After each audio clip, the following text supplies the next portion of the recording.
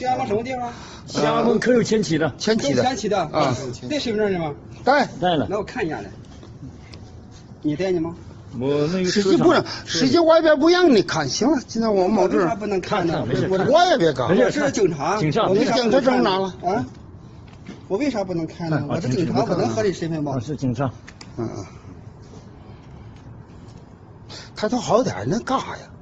你录像我干呀？录像是那个是中国共产党是承认的，录像可以录，老百姓多长时间可以录。但是我可以给你解答。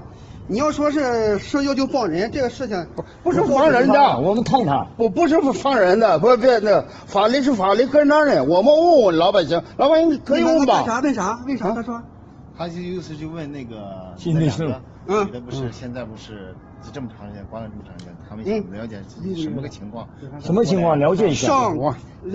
了解是咱们这肯定是管不着了，咱管不着，已经被那个设法涉诉的必须依法来，依法来了。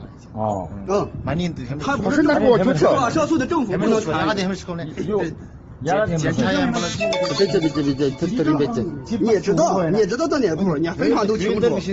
你到哪步你非常清楚，你作为家属你能不清楚吗？检察院把了，这就可不要这么说了。法院的时候，咱满了三独立的时候，就是只有我他三头的，我那是别的弄，在你下面说。